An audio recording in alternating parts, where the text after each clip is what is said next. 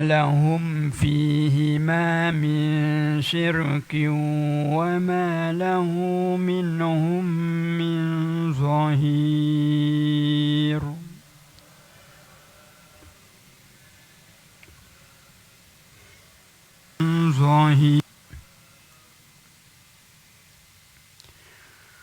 ولا تنفع الشفاعة عنده إلا لمن أذن له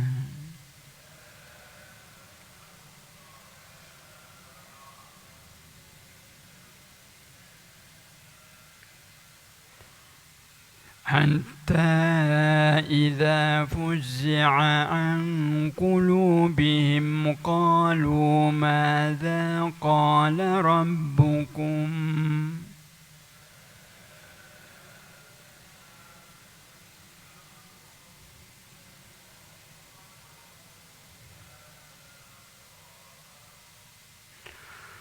قالوا الحق وهو العلي الكبير.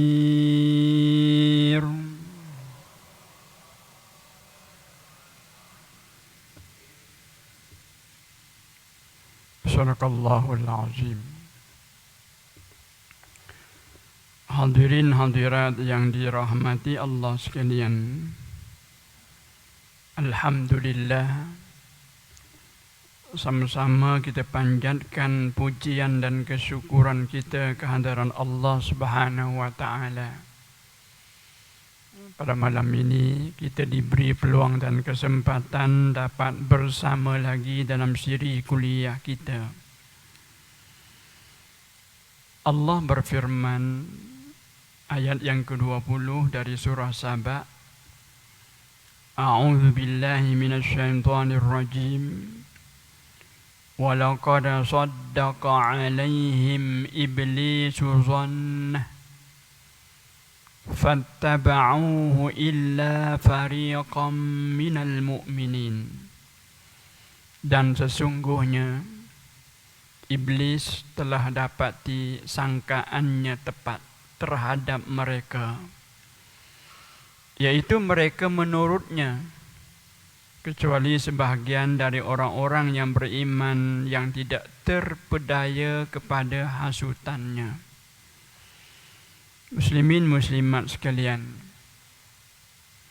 ayat sebelum ini telah menceritakan tentang nikmat yang Allah kurniakan kepada penduduk Sabah. Oleh kerana mereka ini mendustakan setiap rasul yang diutuskan kepada mereka, mengajak mereka supaya mereka mentauhidkan Allah, supaya mereka sentiasa mensyukuri di atas segala nikmat yang Allah kurniakan. Namun mereka tetap ingkar, tidak bersyukur. Malah mereka lebih suka mengikut hawa nafsu mereka. Mereka tenggelam di dalam keduniaan.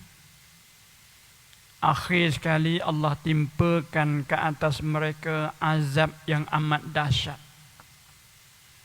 sehingga menghancurkan segala nikmat-nikmat yang mereka kecapi selama ini.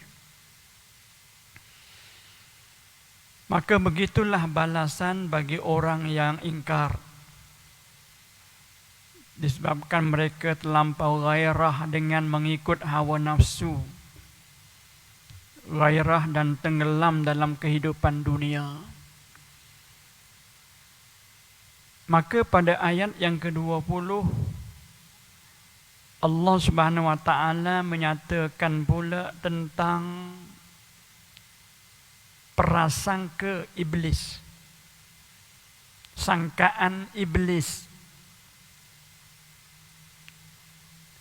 وَلَقَدْ صَدَّقَ عَلَيْهِمْ إِبْلِيسُ ظَنَّهُ. Dan sesungguhnya iblis telah dapati sangkaannya tepat terhadap mereka. Sebahagian ulama menyatakan ayat ini ditujukan kepada penduduk Sabak tadi secara khusus, ditujukan kepada mereka sebab mereka mengikut hawa nafsu. Mereka mengingkari dan mendustakan setiap rasul yang diutuskan kepada mereka. Kerana itu mudahlah bagi syaitan untuk memperdayakan mereka. Maka dengan itu binasalah mereka disebabkan mereka mengikut syaitan yang menjadi musuh utama bagi umat manusia. Sebahagian ulama lagi menyatakan ayat ini ditujukan kepada seluruh umat manusia, bukan setakat kepada penduduk Sabak, kepada semua manusia, di mana sangkaan iblis itu benar. Selama manusia ini ikut hawa nafsu, selama manusia ini tenggelam di dalam keseronokan, tenggelam dalam kesibukan mencari rezeki, mencari habuan dunia, sehingga mereka lupa, lalai, maka di saat itu mudahlah bagi iblis untuk memperdayakan dan menguasai mereka. Inilah yang disebut di dalam ayat ini, walaqad saddaqa alaihim iblisu zannah. Sesungguhnya iblis telah dapati sangkaannya tepat terhadap mereka. Maknanya terhadap golongan yang lalai tadi, golongan yang mengikut hawa nafsu tadi. Maka mereka ini nanti akan dapat dikuasai oleh iblis, oleh syaitan semua. Fattaba'u, mereka ini mengikutnya syaitan. Fattaba'u, lalu mereka menurutnya, illa fariqam minal mu'minin, kecuali sebahagian dari orang-orang yang beriman yang tidak terberdaya kepada hasutannya. Ingat kita tuan-tuan sekalian kepada sejarah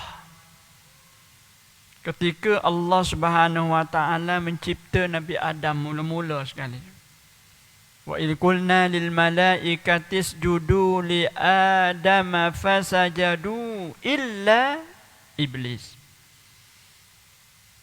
Ingatlah ketika kami berkata, ini Allah berkata, Allah perintahkan kepada seluruh para malaikat supaya sujud kepada Nabi Adam. Fasajadu, semua para malaikat ini sujud kerana ikut perintahnya Allah Subhanahu wa taala, illa iblis, kecuali iblis. Iblis berkata, tuan-tuan sekalian, qala a'asjudu liman khalaqta tina. Iblis berkata kepada Allah, ya Allah, ya Tuhanku, apakah aku ini mesti sujud kepada orang yang engkau cipta dari tanah? Dengan sombong dan bongkaknya iblis berkata demikian kepada Allah Subhanahu wa taala. Apakah patut saya ini, wahai Tuhan, sujud kepada orang yang engkau ciptanya dari tanah? Dalam surah Al-Isra Allah sebut lagi, qala ara'aitaka hadzal ladzi karramta 'alai. Iblis minta kepada Allah, qala, katanya iblis, terangkan kepada saya wahai Tuhan, apakah orang ini yang engkau muliakan lebih dari saya? Iblis itu berkata kepada Allah, apakah orang ini, Adam ini, engkau muliakan dia lebih dari saya? La in akhartani ila yaumil qiyamah. Ini iblis ni bersumpah. Dia minta kepada Allah, dia kata, sekiranya engkau ya Allah tangguhkan hari kematian saya sampai hari kiamat, panjangkan usia saya sampai ke hari kiamat, la ahtikanna dzurriyyatahu illa qalila. Saya, katanya syaitan, katanya iblis, akan berusaha menyesatkan zuriatnya. Siapa zuriatnya? Anak cucu cicit Nabi Adam. Kita lah. Illa qalila, kecuali sedikit sahaja yang tak mampu disesatkan atau diperdayakan. Orang mula-mula, tuan-tuan sekalian, iblis mampu dan mampu menguasai atau mampu mengeluarkannya daripada syurga. Itu siapa dia? Nabi Adam.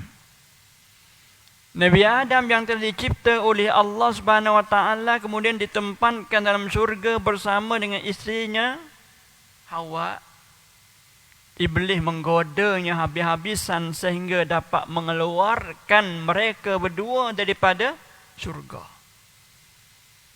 Iblis amat bangga, amat suka tak terkata, sebab dia berjaya menghasut, berjaya memperdayakan Nabi Adam dan isterinya Siti Hawa, berjaya mengeluarkan mereka berdua daripada surga. Maka katanya iblis, kalaulah Adam dan Hawa boleh aku perdayakan, anak cucu cicitnya mudah sekali nanti aku akan perdayakan.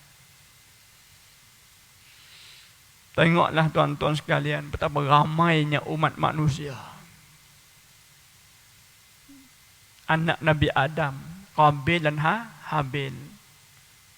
Kesudahannya Qabil dapat membunuh Habil. Mari pula kaum Nabi Nuh. 950 tahun Nabi Nuh berdakwah, da'autu qaumi lailan wa nahara wa lam yazidhum du'ai illa firara. Nabi Nuh mengadu kepada Allah, saya menyeru mereka, saya berdakwah mereka siang dan malam, tidak bertambah. Tak ada seorang pun yang mau, yang nak kepada ajaran Allah, malah mereka bertambah lagi. Da'autu qaumi lailan wa nahara wa lam yazidhum du'ai illa firara. Berapa lama? 950 tahun. Akhir sekali Nabi Nuh berdoa, memohon kepada Allah supaya Allah binasakan mereka semua sekali. Jangan biarkan ya Allah, katanya Nabi Nuh, jangan biarkan dari kalangan orang-orang kafir ini hidup di atas muka bumi ini, hapuskan mereka semua. Maka Allah turunkan apa? Allah turunkan banjir besar, membinasakan mereka semua. Sebab apa tadi? Sebab ikutnya hawa nafsu. Maka dengan itu mereka dapat diperdayakan oleh iblis, oleh syaitan tadi. Tengok, tepatlah sangkaannya iblis. Mari pula umat setelah itu, kaum 'Ad, besar tubuh mereka, kuat tubuh mereka, tingginya mereka, ulama kata paling rendah 60 hasta. 60 hasta paling rendah. Allah bagi kekayaan, bagi kekuatan, bagi kebahagiaan dan sebagainya kepada kaum 'Ad ini, tapi mereka durhaka. Allah hancurkan mereka. Mari satu gempa bumi yang amat dahsyat, lalu mereka yang tubuhnya besar itu diterbangkan oleh Allah ke udara. Diterbangkan oleh Allah, lalu Allah campakkan dengan kuat sehingga terputus kepala mereka. Tubuh mereka hancur, diibaratkan macam pohon kurma yang tumbang, yang hancur. Kalau kita pergi sebelah Gua Musa misalnya, tengok pokok-pokok kelapa sawit yang ditebang, ditinggalkan di pinggir jalan, di pinggir jalan, lalu mana? Hancur. Begitulah diibaratkan kaum 'Ad, bagaimana Allah hancurnya mereka gara-gara mereka ikut siapa? Ikutnya iblis. Mari pula kaum Samud. Berkali-kali mereka minta kepada Nabi Saleh supaya buktikan bahawa Nabi Saleh ini benar-benar seorang Rasul. Maka Nabi Saleh bawa mereka ke sebuah bukit. Tengok batu, bawa mereka semua tengok batu. Maka dari batu itu Allah keluarkan seekor unta yang besar. Unta betina. Ini dia unta sebagai bukti bahawa Nabi Saleh ini adalah seorang Rasul yang telah diutuskan Allah. Tuan-tuan sekalian, Allah besar. Dan Nabi Saleh pesan kepada mereka, biarkan unta naqatallah, unta, biarkan unta ini. Biarkan, jangan sentuh dia. Jangan buat apa-apa kepada dia. Biarkan dia minum daripada air perigi ini. Katanya Allah Subhanahu Wa Taala, mereka tak peduli dengan nasihatnya Nabi Saleh alaihi salam. Kadzabat Thamud bi taghwaha idzim ba'atha ashqaha. Mereka mendustakan setiap nasihat yang diberikan. Dengan sombongnya, dengan melampaunya mereka melanggar perintah Allah dan perintah Rasul. Maka ketika itu bangkitlah orang yang paling jahat. Ada ni orang yang paling jahat, orang panggil 6 Jahannam. Bangkit 6 Jahannam ini. Salah seorang namanya Qidar bin Salif. Seorang lagi namanya Abu Ridal. Itu antara orang-orang yang disebut 6 Jahannam. Mereka bangkit, lalu mereka sembelih. Mereka sembelih unta Nabi Saleh. Lepas mereka sembelih untanya Nabi Saleh itu, tuan-tuan sekalian, mereka kata kepada Nabi Saleh, mana dia azab? Bawa mari sekarang wahai Saleh, azab yang telah dijanjikan. Kami telah sembelih unta kamu. Kami telah sembelih unta Tuhan kamu. Bawakan sekarang azab itu. Allah bagi masa berapa hari? Allah bagi masa 3 hari. Nabi Saleh pun keluar dengan orang yang beriman. Lepas tu tuan-tuan sekalian, Allah bawa bala yang amat teruk. Allah hancurkan amat teruk azab yang menimpa mereka ni, sehingga hancur ni orang tergapak ni, gapak jid di atas bumi ni, gapak. Allah binasakan mereka. Katanya Nabi, suatu masa Nabi pergi ke Tabuk. Dari Madinah nak ke Tabuk, jauhnya 778 km. Dari Madinah ke Tabuk tu 778 km lebih kurang. Sampai di suatu tempat namanya Hijr. Namanya Hijr. Ini dalam Quran ada surah apa? Surah Al-Hijr. Lebih kurang 400 km daripada Madinah tu. Tengah-tengah. Nabi berhenti. Nabi pesan kepada sahabat. Di situ ada telaga. Ingat telaga tu untuk apa? Telaga tu lah Allah turun hantar unta mari. Unta tu minum daripada air telaga tu. Sehari untuk unta, sehari untuk penduduk Hijr. Penduduk apa ni? Kaum Samud. Kalau hari unta itu minum, penduduk kampung tak boleh kosek telaga tu. Dan mereka boleh perah susu unta. Boleh minum susu unta. Tak habis. Perahlah sebanyak mana, tak habis. Ya. Kalau hari esok ke, unta tu berehat, kamu bolehlah minum air tu. Jangan kosek unta tu. Telaga tu. Bila Nabi sampai itu, Nabi pesan apa kepada sahabat-sahabat? Jangan kamu cebok ambil air telaga itu walaupun setitik. Jangan ambil walaupun setitik. Jangan minum daripada air telaga itu walaupun setitik. Nabi larang. Lalu di kalangan sahabat yang sampai dulu, mereka ni ada ambil. Mereka berkata, ya Rasulullah, kami telah pun cebok air tersebut, buatnya roti. Ni uli gandum tu, buat roti.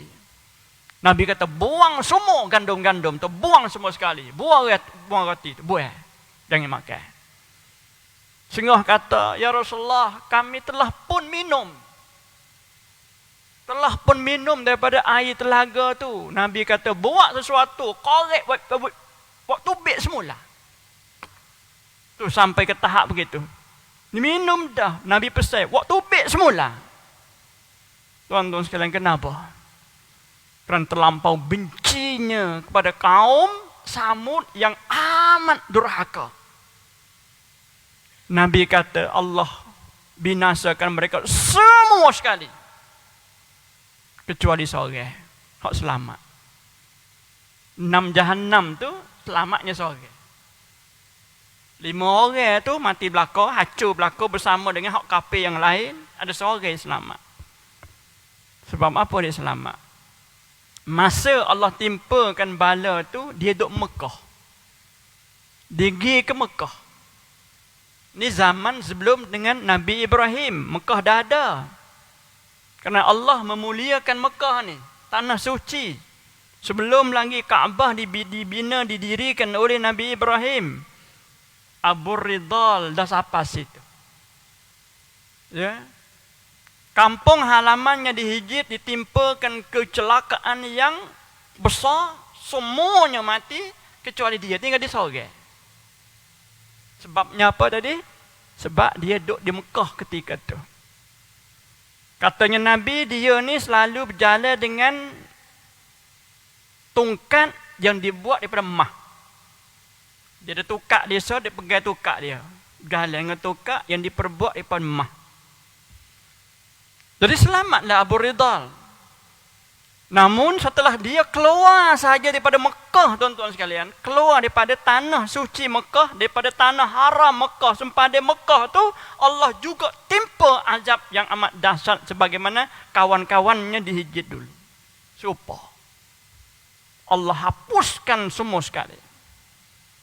Lalu Nabi kata, inilah kubur dia. Nabi tunjuk tempat kepada sahabat, inilah kubur Abu Ridal. Cuba kamu gali, ada tak tongkat dia? Sahabat pun korek, jumpa tongkat dia, diperbuat daripada apa dia? Daripada emas. Buat apa siapa begitu sekali? Kerana ikutnya syaitan. Syaitan menyesatkan mereka. Disebabkan mereka yang terlampau ikut hawa nafsu, terlampau sibuk tenggelam dengan keduniaan, sehingga mereka lalai sama sekali. Rasul diutuskan, mereka tak ikut. Sebaliknya mereka ikut ke syaitan. Inilah yang Allah sebut dalam ayat ni. Tuan-tuan sekalian, syaitan sebagaimana ketika dia tahu, dia kok mana pun akan berusaha menggoda kita anak Adam sehabis-habisnya. Hatta Nabi sendiri dia cuba goda. Nabi menceritakan suatu ketika, ini hadis sahih daripada Abu Hurairah, riwayat daripada Bukhari, Sahih Bukhari, menyatakan Nabi suatu ketika tengah semaya. Lepas Nabi semaya, siap belaka, Nabi paling kepada para sahabat, Nabi ceritakan, tadi katanya Nabi, telah datang kepada aku syaitan.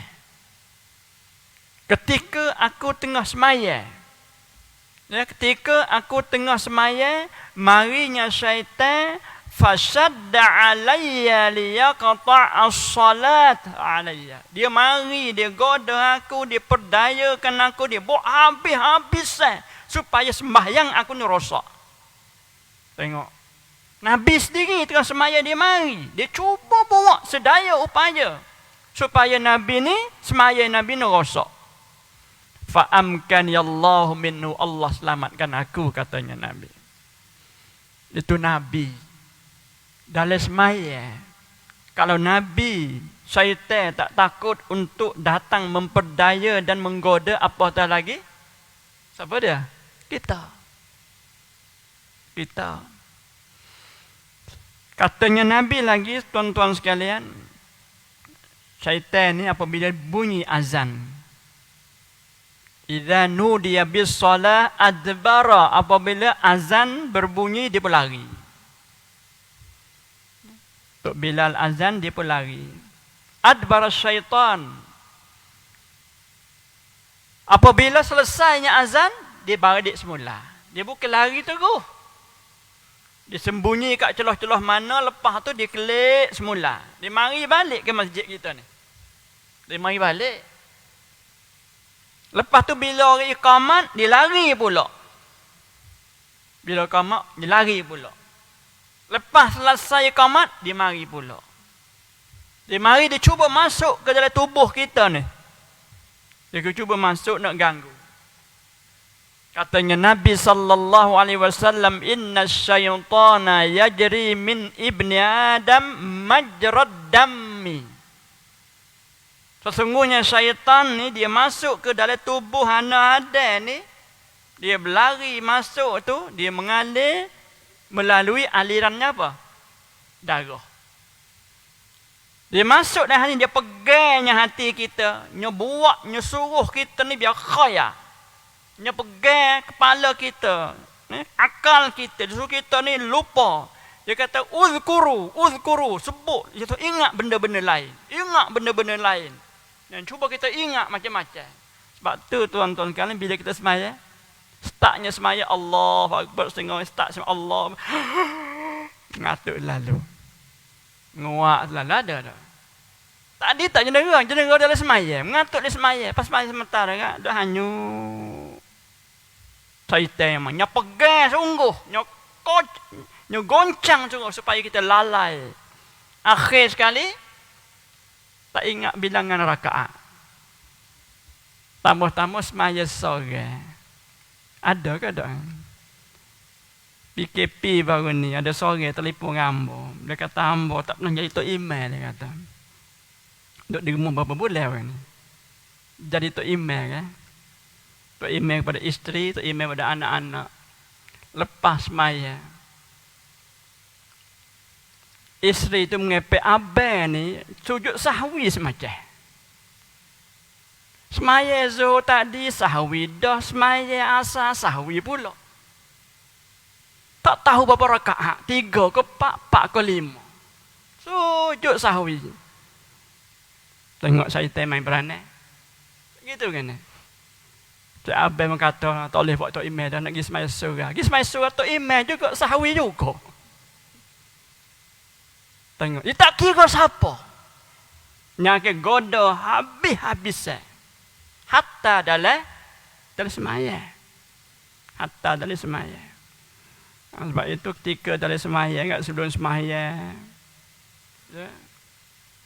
kita kena at-ta'awuz. Baca kul a'udzu birabbin nas ke, isti'azah ke. Satu ketika tuan-tuan sekalian, Nabi itu hendak depan dengan para sahabat.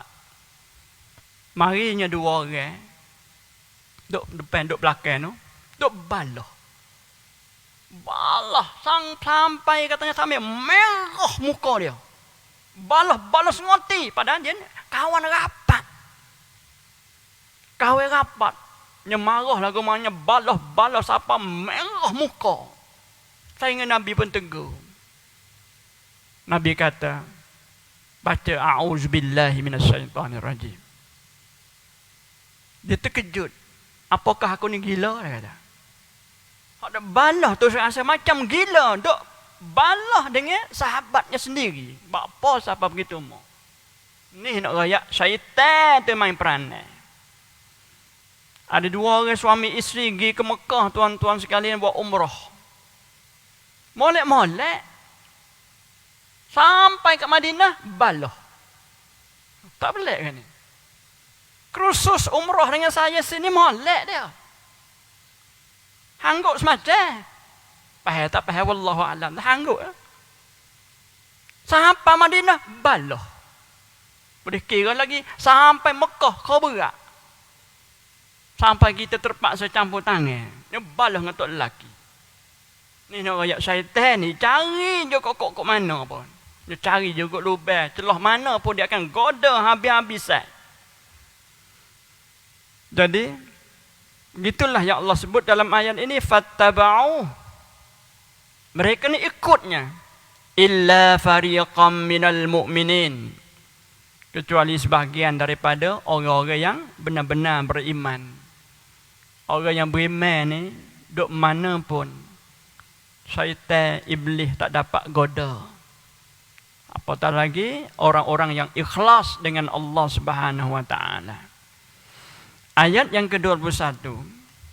Wa ma kana lahu 'alaihim min sultanin illa lina'lama man yu'minu bil akhirati mimman huwa minha fi syak. Wa rabbuka 'ala kulli syai'in hafiz. Dan sememangnya tiadalah bagi iblis sebarang kuasa untuk menyesatkan mereka. Allah menyatakan dalam ayat ini, tuan-tuan sekalian, iblis ni tak ada kuasa untuk menyesatkan mana-mana manusia. Tak ada kuasa. Sesat ataupun tidak seseorang itu dari Allah. Allah nak bagi hidayat kat siapa? Allah nak bagi kesesatan kat siapa? Bukan kerja syaitan tak mampu nak buat. Syaitan tak mampu nak buat. Tak berkuasa. Tapi kenapa seseorang itu jadi sesat? Allah bagi peluang kepada syaitan. Allah bagi peluang kepada syaitan untuk goda. Untuk perdayakan mereka. Apabila manusia itu lalai dengan perintah-perintah Allah, maka mudahlah di ketika itu syaitan menggoda. Mudahlah. Senanglah syaitan nak goda. Ulama mengibaratkan seperti kuman. Ya. Seperti kuman membawa penyakit yang tertentu. Boleh membawa penyakit disebabkan apa? Hingga sore itu jatuh sakit. Hingga sore itu boleh membawa pada mati dan sebagainya disebabkan kuman tadi. Jawabnya, kerana orang itu sendiri telah buka ruang untuk kuman itu masuk. Mungkin dia tak jaga kebersihan misalnya. Dia tak jaga kebersihan tubuh badan dia, tempat tinggal dia dan sebagainya. Maka mudahlah kuman itu masuk. Maka begitulah diumpamakan macam iblis tadi. Macam syaitan tadi. Sebab sore itu tak jaga hati dia. Dia tak jaga hati dia, dia lalai, dia ikut nafsu dan sebagainya. Maka mudahlah syaitan masuk untuk menggodanya. Semuanya untuk apa? Illa lina'lama man yu'minu bil akhirati mimman huwa minha fi syak. Melainkan untuk menjadi ujian bagi melahirkan pengetahuan kami tentang siapakah yang benar-benar beriman kepada hari akhirat dan siapa pula yang ragu-ragu terhadapnya. Dan ingatlah, Tuhanmu sentiasa mengawal serta mengawasi akan tiap-tiap sesuatu. Jadi tujuan Allah Subhanahu Wa Taala memberi ruang kepada syaitan untuk menggoda para hamba-Nya, nak menguji. Nak menguji kita semua. Siapa di kalangan kita yang benar-benar ikhlas dengan Allah Subhanahu Wa Taala? Siapakah orang yang tidak ikhlas untuk menguji? Di sana ada orang yang benar-benar beriman kepada adanya hari akhirat, beriman kepada adanya hari kebangkitan. Di sana pula ada orang yang syak wasangka. Ada orang yang syak wasangka. Ada orang yang tak percaya adanya hari kiamat. Ini Allah nak uji. Dan dalam semua perkara, malah hidup ini juga Allah menguji. Liyabluwakum ayyukum ahsanu amala. Untuk menguji kamu. Siapa di kalangan kamu yang paling baik amal perbuatannya. Wa rabbuka ala kulli syai'in hafiz. Dan ingatlah Tuhanmu sentiasa mengawal serta mengawasi akan tiap-tiap sesuatu. Allah itu hafiz. Melindungi atau mengawal serta mengawasi akan tiap-tiap sesuatu. Sebab itu tuan-tuan sekalian, kita disuruh supaya sentiasa berzikir kepada Allah Subhanahu Wa Taala, tak kira kita duduk mana. Ya, tak kira kita duduk mana, sentiasa berzikir kepada Allah Subhanahu Wa Taala dan sentiasa memohon pertolongan Allah Subhanahu Wa Taala. Tak kira ketika kita berada di tempat yang selamat ataupun kita berada di tempat yang tak selamat, dengan lupa memohon dan memohon perlindungan Allah Subhanahu Wa Taala. Satu cerita berlaku kepada Nabi. Waktu Nabi berhijrah, keluar saja Nabi, turun saja Nabi daripada Jabal Thur menuju ke Madinah. Bersama dengan siapa? Sayyidina Abu Bakar. Dan seorang lagi petunjuk jalan, namanya Uraiqah. Baru tubik pada kota Mekah, Nabi dan dua orang sahabat Nabi ini dilihat oleh seorang yang bernama Suraqah bin Malik. Suraqah ni dia duduk bersama-sama dengan kawan dia. Dia tengok Nabi lalu, dia nampak Muhammad, dia kata Muhammad, dia tubik kata Muhammad. Jadi kawan-kawannya tengok belakang. Suraqah ingat kepada tawaran daripada musyrikin, siapa-siapa yang boleh bawa Muhammad mari hidup atau mati akan diberi hadiah sebanyak 100 ekor unta. Pendek cerita tuan-tuan sekalian, Suraqah balik ke rumah, ambil kuda, ambil pedang, ambil tombak dia, pakai pakaian perang, dikejarnya Nabi. Dia kejarnya Nabi SAW dah hampir sapa dah. Abu Bakar As-Siddiq paling ke belakang. Abu Bakar As-Siddiq bersedih, menangis kerana takut kalau Nabi SAW dapat dibunuh oleh Suraqah bin Malik. Nabi kata apa? La tahzan. Tengok, Nabi kata, la tahzan, jangan engkau bersedih wahai Abu Bakar. Innallaha ma'ana. Tengok bahasa Nabi. Ni nak kaitkan dengan Allah ni hafiz. Allah ni pelindung. Katanya Sayyidina Abu Bakar, kalaulah Suraqah itu dia lepas lembing, pasti kena. Muka tak jauh, dekat dah. Dekat sangat dah. Nabi kata, la tahzan innallaha ma'ana. Maka ketika Suraqah, tuan-tuan sekalian, dia pijak di atas tempat pijak atau kuda tu, dia berdiri, dia pegang lembing dia nak lontar tu, Nabi baca apa? Nabi minta perlindungan Allah. Nabi baca, kalau tuan-tuan boleh hafal doa ini, hafal. Allahumma kfinihi bima syi'ta. Itu doa Nabi. Allahumma kfinihi bima syi'ta wa kaifa syi'ta. Itu doa Nabi. Ya Allah, cukuplah engkau. Maknanya Nabi serah kepada Allah Subhanahu Wa Taala. Ya. Cukup engkau lindungikan saya daripada orang ni. Orang ni tu siapa dia? Suraqah ada. Kalau orang ni, kalau orang lain dia ada niat jahat buat kat kita, kita baca doa tu, kita kata Allah mafsyi'ta. Itu tuju kepada orang nak buat nyanyi kita, nak buat zalim kat kita, kita minta perlindungan Allah. Bima syi'ti, buatlah lagu mana. Serah kepada engkau ya Allah, lagu mana engkau nak buat. Wa kaifa syi'ta, bagaimana engkau nak buat, serah kepada Allah belaka. Ketika itu apa berlaku tuan-tuan sekalian? Suraqah ni orang yang mahir ni, lempar lembing tombak dia, mahir pakar ni. Ketika dia lemparkan tombak tu entah lagu mana, ibarat kau orang naik motor dengan laju, dia tepuh gapo dia benda hak tinggi depan tu, macam brake, emergency brake tu, dia macam terlacak gitu, dia terguling atas pasir tu. Suraqah bangun balik, dia berkata, pelik sungguh. Aku tak pernah seumur hidup aku berpengalaman perang, tak pernah berlaku seperti ini kata aku. Aku cuba lagi sekali, dicuba lagi sekali tuan-tuan, lagu tu juga. Akhir sekali dia takut. Dia mula takut. Dia pergi menghadap Nabi SAW. Dia kata, ya Muhammad, aku tak pernah berlaku sebagaimana aku hadapi pada hari ini.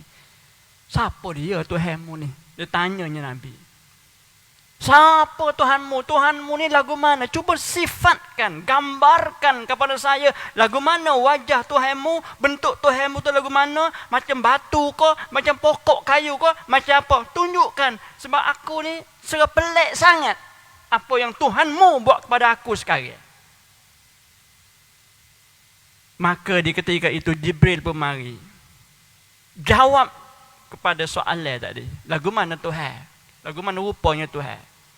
Jibril turun bawa wahyu kepada Nabi, baca Qul huwallahu ahad, Allahus samad, lam yalid wa lam yulad wa lam yakul lahu kufuwan ahad. Tu surah itu diturunkan tu. Nak ayat ni Tuhan sebenarnya Allah. Qul huwallahu ahad, yang Maha Esa. Jadi tuan-tuan yang dirahmati Allah sekalian, sebagai kesimpulan pada ayat ini, Allah tu hafiz. Hafiz itu mengawasi, melindungi para hamba-Nya semua, termasuk kita. Jadi apa-apa pun yang kita dalam keadaan kita ni, panggil duduk dalam keadaan selamat, bahaya, tambah-tambah ni musim sekarang, musim penyakit yang tak habis lagi ni tuan-tuan sekalian, kita banyak mohon dan berdoa kepada Allah Subhanahu Wa Taala. Selain pada doa-doa yang kita baca tu, ingat doa yang Nabi baca tadi apa dia? Allahumma kfinihi bima syi'ta wa kaifa syi'ta. Mudah-mudahan ada manfaatnya. InsyaAllah kita bertemu lagi. Wallahu alam. Wassalamualaikum warahmatullahi wabarakatuh. A'udzu billahi minasyaitonir rajim. Bismillahirrahmanirrahim. Alhamdulillahi rabbil alamin. والصلاة والسلام على أشرف الأنبياء والمرسلين وعلى آله وصحبه أجمعين. اللهم اغفر لنا ذنوبنا وكفر عنا سيئاتنا وتوفنا مع الأبرار. اللهم أحينا بالإيمان، اللهم أحينا بالإيمان وأمتنا بالإيمان واحشرنا بالإيمان وادخلنا الجنة مع الإيمان برحمتك يا أرحم الراحمين. ربنا آتنا في الدنيا حسنة وفي الآخرة حسنة وقنا عذاب النار. وصلى الله على سيدنا محمد وعلى آله وصحبه أجمعين. وسلام على المرسلين والحمد لله رب العالمين.